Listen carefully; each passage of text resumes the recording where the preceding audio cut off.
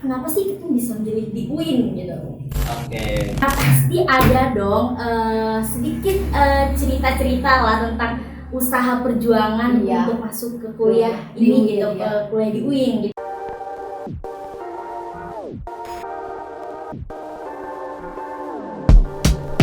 Assalamualaikum warahmatullahi wabarakatuh.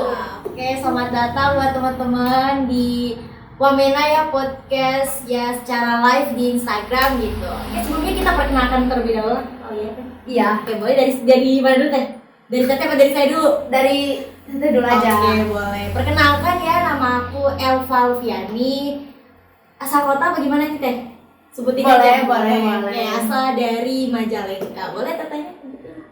Perkenalkan, saya Anggita Wilan asal dari Bandung. Oke. Dan kita nih kedatangan di episode ini kedatangan Ketua Umum HMJ Yang paling spesial ya Teh, tamunya Betul. spesial banget di episode yang kali ini. Boleh mungkin tuh perkenalkan diri tuh. Oke, bismillah. Assalamualaikum warahmatullahi wabarakatuh semuanya. Perkenalkan, nama saya Lutfi Ahmad Sidik. Saya merupakan mahasiswa jurusan manajemen UIN Sunan Gunung Jati Bandung angkatan 2020, dan alhamdulillah pada tahun sekarang saya diamanahi sebagai Ketua Umum HMJ Manajemen periode 2022 sampai 2023. Oke. Gimana nih kabarnya tuh? Alhamdulillah baik, untuk karena kita perjalanan kuliah offline juga ya. Iya. Masih masa adaptasi juga nih, saya juga iya. Sama kita juga ya Teh, apalagi ini udah lama banget kita online terus gitu ya. Lama banget kita nggak bertatap muka, dan sekalinya bertemu langsung sama tamu yang spesial gitu, langsung sama ketum gitu langsung ya. Oke, gimana langsung aja nih Teh, kita Langsung aja ngobrol-ngobrol gitu ya. Kasih tahu dulu dong, kita hari ini mau ngebahas apa Oke, nih? boleh nih. Namanya apa sih Teh? Apa coba? Apa yo? Tema kali ini adalah menjadi yang terpilih bersama Ketum UP. Oke. Langsung aja nih kita langsung ngobrol-ngobrol ya. Oke, langsung Temanya aja kan nih. udah disebutin nih ya teman-teman gitu. Oke, sebelumnya kan Ketum nih dari lokal ya, dari Bandung Ya. gitu. Kan banyak gitu beberapa perguruan tinggi negeri maupun yang swasta gitu kan, banyak banget gitu. Kenapa sih Ketum bisa milih di UIN gitu? Oke, langsung jawab aja ya. Ya, boleh. Awal pertama tuh saya bimbang sih untuk milih kampus tuh di mana gitu ya. Apakah melanjutkan kepada perkuliahan atau ke dunia kerja gitu. Awalnya saya bimbang tuh di situ tuh. Cuman pada suatu saat saya musahabah diri, saya berdoa mana yang terbaik nih. Saya juga minta restu kepada orang tua saya, ternyata mengizinkan saya untuk melanjutkan kepada dunia perkuliahan gitu. Nah, alasan saya pilih UIN di Bandung gitu, yang pertama bisa dibilang kuliah ataupun kampus Islam gitu ya, notabene-nya gitu, yang mungkin setara ataupun sejajar gitu sama apa yang saya mau gitu. Nah, itu awalnya sih saya pilih itu tuh pada saat SBMPTN gitu ya, SBMPTN. Awal pertama tuh pilihan satu saya pilih Unpad, dan yang kedua UIN di Bandung gitu. Dua-duanya sama itu tuh jurusan manajemen gitu. Nah, cuman pada akhirnya ya mungkin belum rezekinya gitu. Kedua-keduanya tidak diterima gitu. Tapi mungkin di situ ada Allah memberikan jalan gitu, bahwa saya tuh harus ikhtiar lagi mencoba kembali gitu. Pada alhamdulillahnya tuh ada info dari kampus UIN di Bandung bahwa dibuka jalur mandiri gitu tuh. Nah, alhamdulillah gitu, saya juga punya rezeki, saya daftar ujian mandiri dan alhamdulillah diterima di kampus sekarang ini gitu, ataupun kampus UIN Sunan Gunung Jati Bandung. Itu sih singkatnya. Berarti banyak kebimbangan atau kebingungan yang tuh UP harus banyak pilihan juga mungkin ya, Iya, kayak betul. sini bimbang, apalagi sebelumnya tentu ada punya pilihan lanjut pendidikan atau lanjut untuk bekerja Iya. gitu ya. Nah, pasti ada dong sedikit cerita-cerita lah tentang usaha perjuangan untuk masuk ke kuliah ini gitu, ke kuliah di UIN gitu. Apa tuh ceritakan? Mungkin bisa cerita tentang pahit-pahitnya gimana nih perjuangan belajarnya, mungkin untuk nyiapin buat daftarnya, ujiannya ya, Teh, Iya, mungkin iya. ya, atau mungkin cerita Gimana serunya gimana mungkinnya boleh. Perjuangannya buat Iya. masuk ke UIN. Oke. Sekilas perjuangan gitu ya yang saya ingat waktu saya berjuang masuk ke universitas ini gitu ya. Waktu itu tuh pada saat awal-awal COVID gitu tuh. Nah, mungkin di situ antara bingung dan masa adaptasi yang awalnya kita kuliah offline ataupun mendatangi gitu teman-teman offline, tapi dibatasi untuk sekarang ini sehingga informasi-informasi yang didapat harus gercep di media sosial gitu. Nah, mungkin itu yang bisa menjadi kesulitan gitu saya bagaimana dari informasi-informasi itu bisa cepat ditangkap oleh kita. Itu sih yang untuk pertama untuk masuknya tuh. Terus yang kedua tuh waktu ujian mandiri gitu, waktu nggak salah bikin video dan juga ada beberapa persyaratan juga gitu, mempersiapkan berkas-berkas gitu. Nah, mungkin yang awalnya tentang bekas-bekas gitu untuk penyiapannya ya saya juga lihat follow tuh IG tentang ya universitas ini gitu. Di situ banyak informasi gitu. Nah, setelah itu penyiapan bekas-bekas gitu, terus membuat motivation letter dan sebagainya gitu. Itu menjadi persyaratan secara tertulisnya gitu. Nah, pada saat kedua itu ada persyaratan tentang membuat video yang membacakan Quran, terus juga beserta artinya dan diupload di YouTube uniknya. Dan mungkin ini yang pertama kali nih gitu. Wah, persiapan nih bikin setting kamera, bikin setting tempatnya gitu. Itu menjadi keunikan gitu bagi saya sendiri gitu. Dan disitu juga bagaimana saya menjadi model gitu ya bisa dibilang.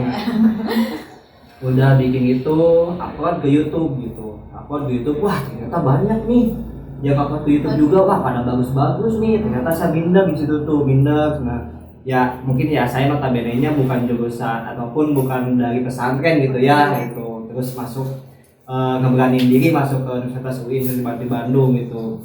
Nah, habis itu ya saya minder gitu ketika melihat, wah ini bagus suaranya bagus gitu. Nah, strategi saya gitu waktu itu tuh upload gitu, karena terus di-up ke media sosial gitu, ke grup angkatan sekolah, SMP, SD gitu, suruh pada nonton nih ke keluarga nih. Promosi ya, Ya, ya. betul, ke anak-anak, ke pokoknya ke tongkongan, ke siapapun nonton, like, subscribe gitu ta. Akhirnya ke-up lumayan gitu yang nonton videonya, dan mungkin itu menjadi salah satu kenapa saya bisa akhirnya lolos kepada universitas ini gitu. Nah, itu mungkin sekilas perjuangannya. Oke, terus kan tadi di Unpad juga pilih jurusan manajemen Iya. ya, terus di UIN juga pilih jurusan manajemen. Kenapa tuh pengen banget di jurusan manajemen? Ya, ambis banget gitu ya Teh di manajemen, kayak wah Si ini paling gitu, manajemen. manajemen gitu. Gimana tuh? Oke, waktu dulu sih saya kan notabene-nya sekolah di SMK gitu. Saya pilih jurusan perhotelan gitu tuh selama 3 tahun gitu. Nah, waktu itu pas-pasan banget nih sama pandemi pada saat lulus gitu. Pariwisata itu tuh down kan. Pariwisata bener-bener hancur bisa dibilang itu karena adanya pandemi itu. Waktu itu saya memutuskan untuk masuk ke pariwisata lagi, melanjutkan karena sejajar gitu jenjang karir saya dengan pariwisata. Tetapi pada saat melihat situasi kondisi seperti itu, saya memikir kembali ataupun memutar-otak kembali gitu untuk memilih jurusan pariwisata gitu. Wah, ini bisa menjadi kesulitan gitu untuk saya di masa depan ketika ada kejadian-kejadian gini gitu pada saat itu, karena kan saya waktu itu pikir ketika saya masuk pariwisata kemungkinan sulit untuk bisa masuk ke aspek pekerjaan yang lain gitu. Nah pada akhirnya ada jurusan manajemen gitu yang saya lihat gitu, bisa dibilang jurusan umum ya untuk manajemen tuh. Nah, dengan notabene saya sebagai jurusan perhotelan gitu pada saat di SMK-nya ini menyambung gitu kepada jurusan manajemen waktu saya ya, karena saya jurusan perhotelan. Waktu itu ada PKL saya di hotel ditempatkan di resepsionis gitu, bagian depan gitu, resepsionis ataupun front office-nya lah bisa dibilang gitu. Nah, ketika melihat mendalam ilmu manajemen seperti apa, terus menanya-nanyakan juga sebelumnya ternyata ada 3 konsentrasi nih di manajemen tuh, khususnya di Universitas Islam Negeri ini gitu, atau Institut di Bandung gitu. Ternyata ada keuangan, MSDM dan juga pemasaran. Nah, saya komparasi ini pada saat pada saat saya di perhotelan gitu, pada saat menjabat seperti pada saat PKL lah, resepsionis gitu situ. Nah, pemasaran bagaimana saya memasarkan kamar-kamar nih kepada pelanggan-pelanggan yang ada gitu, pada tamu-tamu gitu. Terus dari segi keuangan, otomatis saya sebagai front office mengatur juga keuangan gitu, bagaimana keuangan dari si tamu masuk kepada hotel untuk membeli kamar gitu. Nah, terus dari MSDM banyak tuh pada saat saya di resepsionis, tamu-tamu tuh dari berbagai macam negara gitu, terus dari bermacam daerah gitu, daerah ini, sehingga ilmu MSDM cocok untuk bisa memahami bisa juga personality masing-masing gitu. Nah, dari ketiga aspek ini saya memutuskan untuk bisa melanjutkan kepada jurusan manajemen secara umum gitu, sehingga nanti pada saat saya mungkin kedepannya ya insya Allah gitu, saya dapat memahami ilmu umum gitu, sehingga saya memudahkan ketika mau bekerja, mau usaha dan sebagainya. Nah, mungkin itu yang menjadi alasan saya kenapa pilih jurusan manajemen. Keren ya Teh?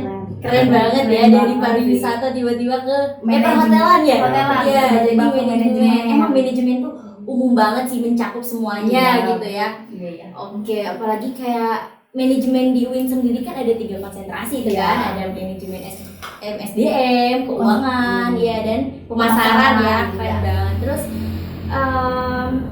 nah aku mau tanya nih Ketum, kenapa sih Ketum kan ikut kegiatan juga mungkin ya di di kampus gitu, salah satunya kan ikut himpunan gitu.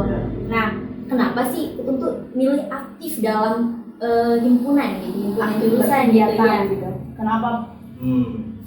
Oke. Unik sih ini ceritanya waktu itu. Pada saat saya masuk kuliah tuh, itu tuh masih online gitu tuh, yang ya masih pakai Zoom dan sebagainya macamnya gitu. Jadi pada saat semester 1, semester 2 tuh memang kan pekerjaan tuh online gitu, sehingga saya memang benar-benar ke kampus tuh cuma 2 kali waktu itu tuh. Oke. Pengambilan ya alma mater sama ada mentoring waktu itu tuh. Cuma 2 kali tuh selama ya kurang lebih 1 tahun gitu. Karena COVID ya, ya. betul banget gitu. Nah, pada saat semester 1, semester 2 pun saya memutuskan gitu untuk bekerja dulu di perhotelan gitu. Ya sama juga resepsionis kan, sesuai dengan janji karir saya gitu.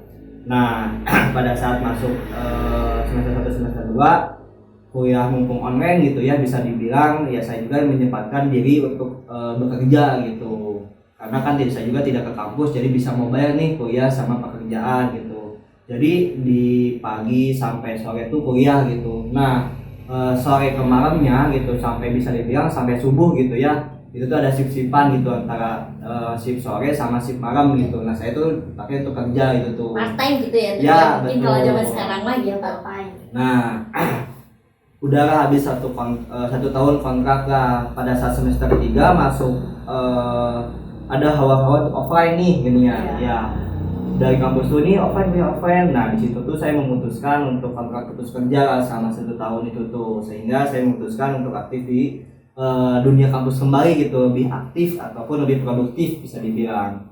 Nah, waktu itu tuh ada open recruitment HNJ gitu pada saat periode kemarin gitu. Cuman pada saat saya lihat gitu, saya masih kerja juga, terus ada OPEK juga, mungkin ini belum waktunya gitu untuk saya bergabung sama HMJ gitu. Oke, habis itu saya memutuskan kontrak, aktif di kuliah gitu di semester 3, kenal sama ya kating-kating, terus teman-teman dan sebagainya macamnya di waktu itu tuh ada salah satu proker, saya ikut proker dulu nih sebelum masuk ke himpunan sebagai delegasi gitu.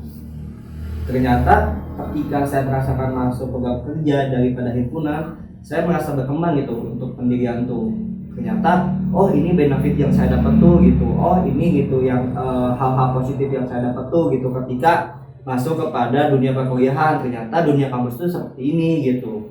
Nah, di situ gitu bisa dibilang soft skill, hard skill juga terlatih gitu, terus relasi kita juga dapat gitu, sehingga pada saat waktu itu ada recruitment di tengah periode, saya ikut untuk bergabung dan alhamdulillah itu menjadi rezeki saya bisa masuk kepada himpunan gitu. Nah, mungkin sekilas balik daripada kenapa saya bisa aktif gitu, saya bisa merasakan benefit yang positif untuk pengembangan diri saya ternyata di dunia perkuliahan ini, sehingga mungkin soft skill, hard skill dan sebagainya macamnya, relasi bahkan saya dapat gitu. Dan bahkan itu bisa meyakinkan saya untuk bisa masuk ke dalam tentang dunia perkuliahan khususnya di himpunan gitu. Oke. Terus kan udah pas masuk himpunan nih, diamanahin jadi ketum gimana tuh, terus apa aja sih yang dipersiapkan ketika dicalonkan gitu? Pasti banyak persiapan banget ya, apalagi ketum masuknya tuh di tengah-tengah Nah, periode iya, di tengah-tengah gitu. periode, terus pas tahun depannya langsung jadi ketum. Iya, wah pasti kaget banget nih, pasti harus banyak persiapan juga mungkin ya. Iya.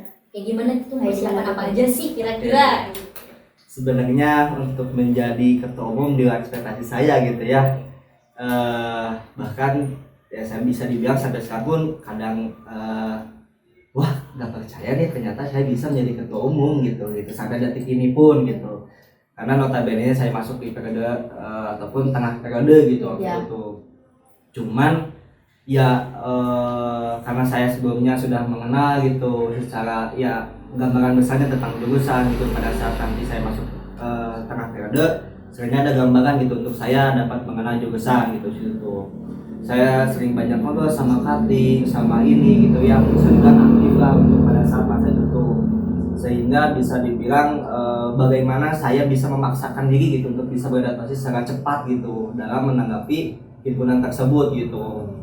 Pada saat masuk gitu himpunan berjalan sama berbulan-bulan gitu, sehingga pada akhir periode nih biasa disebut dengan muskom, musyawarah komisariat mahasiswa gitu.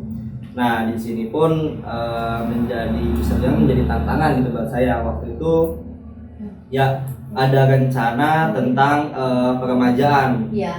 tentang rencana peremajaan gitu tuh. Nah peremajaan itu menjadi bisa dibilang solusi ataupun pertanyaan-pertanyaan gitu untuk saya gitu.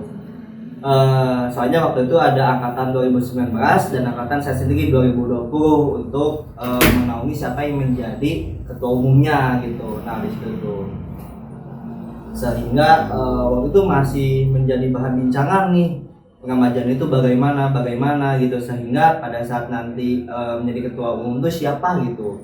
Nah mungkin persiapannya bisa dibilang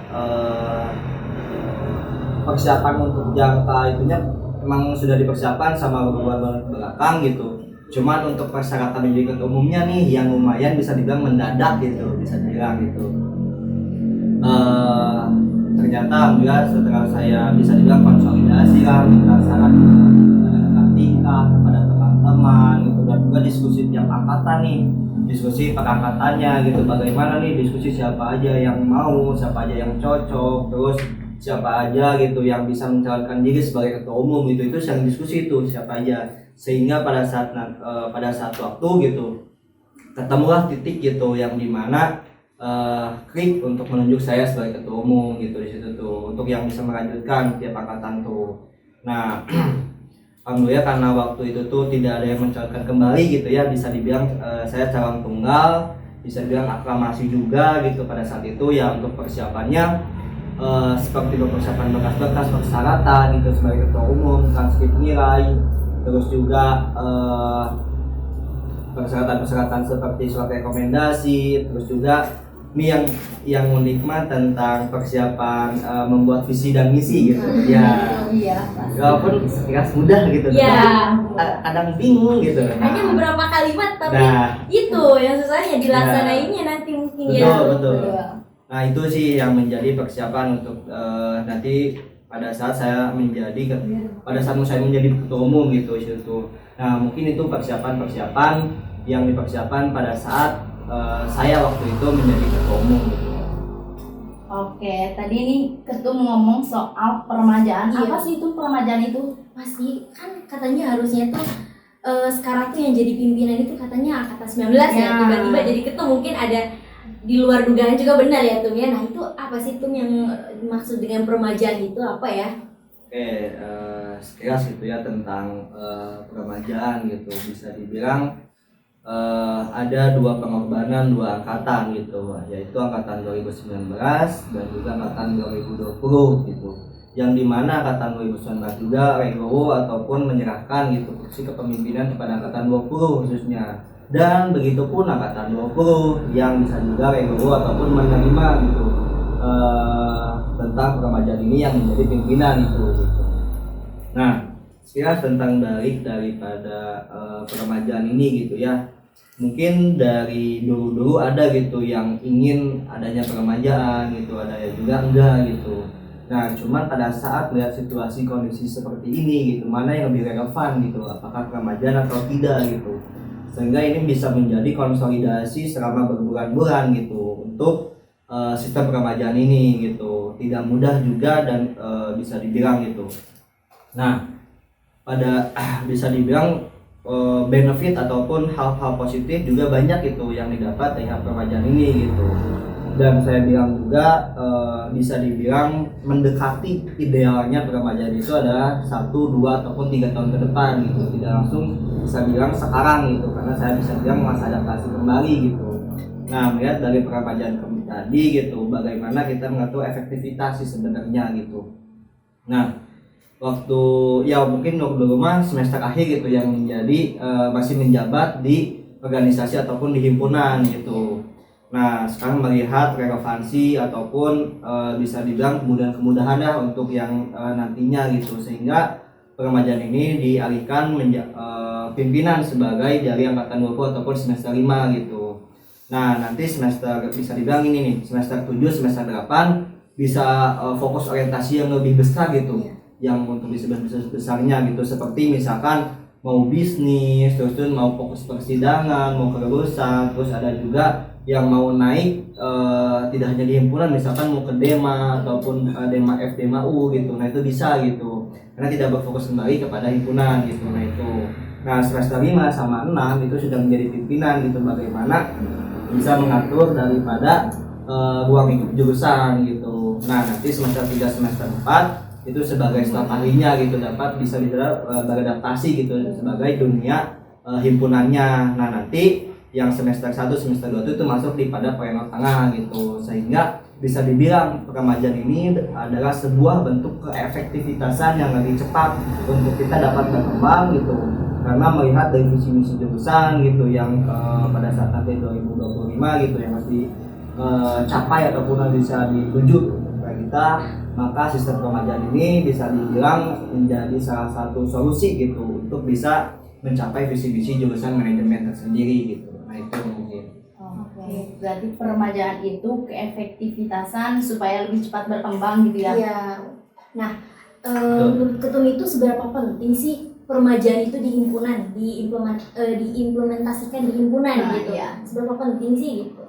Oke, menurut saya ya bisa dibilang ini sangat penting gitu ya untuk bisa menjadi budaya baru ataupun mendobrak bisa dibilang hal-hal baru gitu untuk bisa lebih baik gitu, karena melihat dari sistem peremajaan ini gitu yang tadi saya ucap, bagaimana keefektivitasan bisa menjadi lebih baik kembali gitu. Nah, itu dari mahasiswa daripada jurusan manajemen itu cepat tanggap gitu bagaimana keefektivitasan dari peremajaan ini gitu, sehingga nanti semester 1 dan 2 sama himpunan gitu nanti efektivitasnya lebih cepat gitu gitu. Nah, pada saat semester 7 itu sampai semester 7 atau semester akhir gitu bisa lebih fokus kepada organisasi yang beda yang tadi saya sebut gitu. Nah, bisa dibilang hal-hal tersebut gitu, salah satunya bisa dibilang peremajaan ini sangat penting gitu untuk dilakukan pada saat sekarang gitu, karena melihat dunia juga gitu ya, saya bilang dunia juga yang lebih cepat juga gitu dari misalkan kampus-kampus lain nih gitu, kampus-kampus lain juga jangan sampai kita kalah saing lah bisa dibilang gitu. Jadi orientasi kita juga lebih cepat kembali untuk menanggapi dunia luar gitu, bahkan nanti ada bisa dibilang mungkin ada bonus demografi juga gitu, dan itu memanfaatkan daripada sistem peremajaan ini gitu, bagaimana kita cepat tanggap dan menjadi mahasiswa untuk bisa mencari relasi, ilmu-ilmu baru dan sebagainya macamnya. Jadi sehingga kita tuh tidak lama berkecimpung di jurusan aja gitu. Jadi untuk ke dunia luarnya juga kita dapat gitu. Dan bisa dibilang ini sangat penting sih menurut saya peremajaan ini.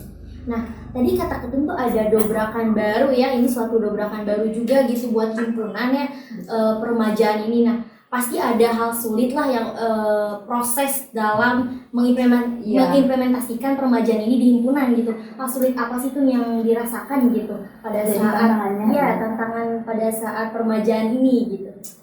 Oke, tantangan sulit bisa dibilang ya. Tantangan sulit mungkin yang saya rasakan yaitu awal-awal tentang meyakinkan sebenarnya. Meyakinkan khususnya angkatan saya pribadi, angkatan 2020 gitu.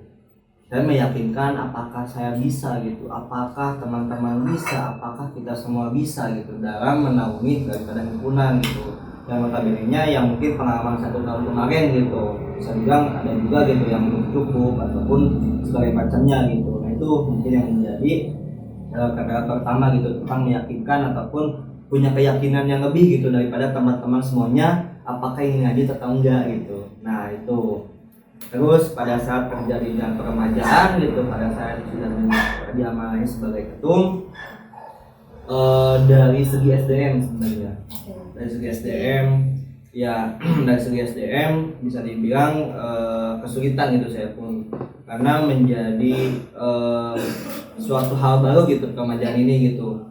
Bisa dibilang kalau pada kemarin mah ada 2 angkatan gitu yang menaungi daripada untuk awalnya gitu, menaungi daripada pada saat awal kabinet baru terbentuk gitu. Nah sedangkan pada saat sekarang angkatan saya sendiri gitu yang menaungi hal tersebut gitu. Bisa dibilang SDM-nya juga kurang gitu untuk bisa menaungi itu. Nah itu menjadi hal kesulitan gitu. Tapi alhamdulillahnya juga dari orang-orang yang lanjut itu yang bertahan dapat memaksimalkan potensi-potensinya gitu, sehingga kabinet sekarang bisa menjadi optimal stabil sampai sekarang gitu. Nah itu gitu yang menjadi yang tadi tentang kesulitan, terus ada solusinya juga gitu, bagaimana pimpinan-pimpinan ini dapat mengatur gitu kestabilitas daripada HRD tersendiri gitu. Nah itu gitu yang menjadi kendalanya, dan juga gitu mungkin tentang adaptasi sih sebenarnya.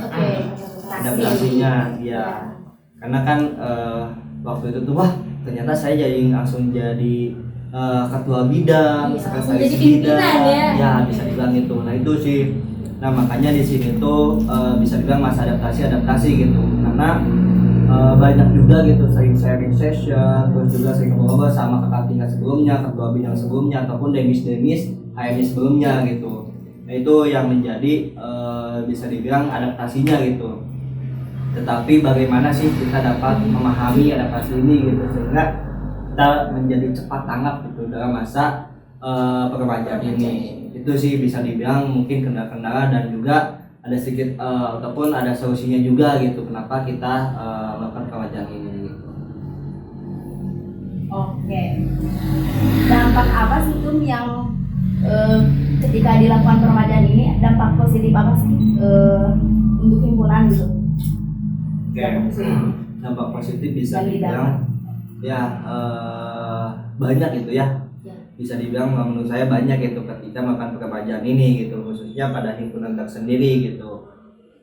Yang seperti saya ucap yang tadi gitu, bagaimana keefektivitasan daripada mahasiswa-mahasiswanya menjadi lebih cepat dan lebih tanggap juga gitu. Karena sistem peremajaan ini memaksakan kita, ataupun bisa bilang mengaitkan gitu, kita harus lebih cepat tanggap gitu, beradaptasi dengan posisi-posisi kita masing-masing gitu. Nah itu gitu ya, jadi bisa dibilang saya pun merasakan dampak daripada peremajaan ini gitu, yang dimana regenerasi lebih cepat gitu ya.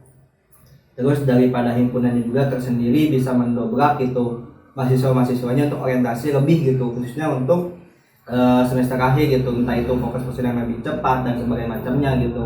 Nah mungkin itu sisi hal-hal positif daripada himpunan melakukan peremajaan ini gitu, sehingga progresivitas daripada himpunan tersendiri lebih cepat sih bisa dibilang.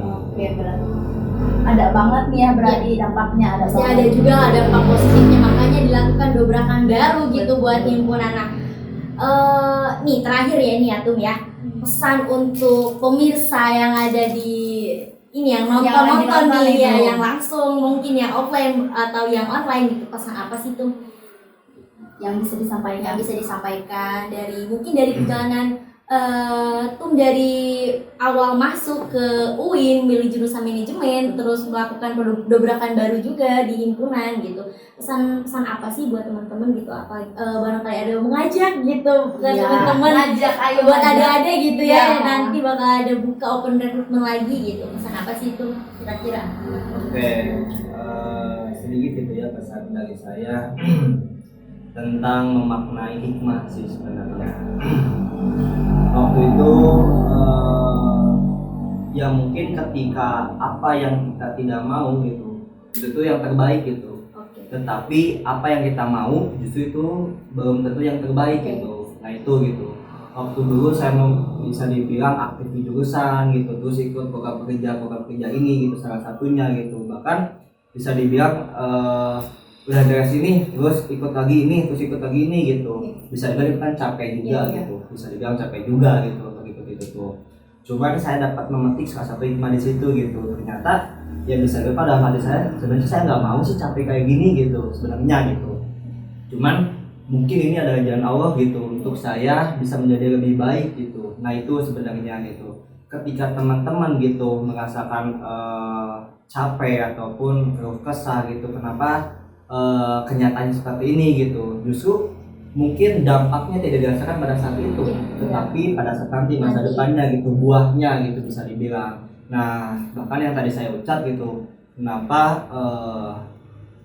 apa yang kita mau justru itu yang tidak terbaik gitu, dan apa yang kita tidak mau itu justru yang terbaik gitu. Nah mungkin itu menjadi salah satu pesan untuk teman-teman yang sedang berjuang untuk melanjutkan dunia perkuliahan juga gitu ya. Bagaimana teman-teman bisa berjuang menghadapi situasi kondisi kampus sekarang gitu, yang mungkin teman-teman gak mau nih bangun pagi untuk kuliah offline gitu, gak mau gitu ketemu dosen ini gitu, ya mungkin berbalik juga apa yang saya tadi ucap gitu, justru itu yang terbaik gitu untuk teman-teman untuk bisa melanjutkan pada masa depan yang nanti gitu, karena insya Allah semua juga sudah diatur oleh Subhanahu wa Ta'ala. Soal itu yang terbaik buat teman-teman, dan terima, sabar dan ikhlas sebenarnya untuk bisa menjalani yang tersebut. Oke, segitu untuk pesan dari saya sih pada pemirsa semua. Oke, keren ya. Emang benar ya Teh ya. Jadi terkadang sesuatu yang kita tidak inginkan itu merupakan sesuatu yang terbaik buat kita, dan itu jalan dari Allah gitu ya. Karena sesuatu yang kita inginkan itu belum tentu sesuatu yang kita butuhkan. Bener nggak? Betul. Oke, gitu ya teman-teman pesannya. Wah keren banget sih Teh. Obrolan kali ini keren banget. Keren banget Tepuk sih. tangan dulu dong. Sekian ya Teh dari Wamena kali ini, dan ini kita di mana sih Teh? Tempatnya teman-teman enjoy banget ya. Enjoy banget, enak Enjoy banget. banget gak sih? Kayak gitu, Instagramable banget gitu. Ini tempatnya di Jingga Cafe. Iya, di Jingga Cafe Jalan Cilengkrang nomor 1. Jalan Cilengkrang 1 nomor 2. Oke, ini barangkali teman-teman yang mau ngopi-ngopi enjoy gitu ya. Dan apa ya kayak ngopi, apalagi lagi hujan kayak gini ya. Wah ini enak Bagus banget tempatnya. ngopi. Kopi makanan juga enak banget. Enak teman-teman. banget gitu teman-teman, barangkali yang mau datang boleh join aja di Jalan Cilengkrang Nomor 2. nomor 2 Jalan Cilengkrang 1 nomor 2. nomor 2. Oke, mungkin cukup ya. Dan tadi obrolan pun sudah panjang banget gitu, kayak dari mulai perjalanan ketum masuk ke UIN, terus milih jurusan, perjuangan, iya sumpah itu keren banget, sampai sekarang terpilih menjadi ketua umum. Ya, ketua umum HMJ Manajemen. Oke, mungkin terima kasih ya ketum sudah menjadi bersedia menjadi narasumber di Wamena, waktunya manajemen bercerita gitu. Oke, sekian, saya Elva Alfiani, saya Anggita Wilandari, pamit undur diri. Sekian dan terima kasih. Wassalamualaikum warahmatullahi wabarakatuh. Waalaikumsalam. Sampai jumpa di episode Wamena selanjutnya. Jangan lupa nonton. Dan jangan lupa kopi. Kopi ya ke Jingga Coffee.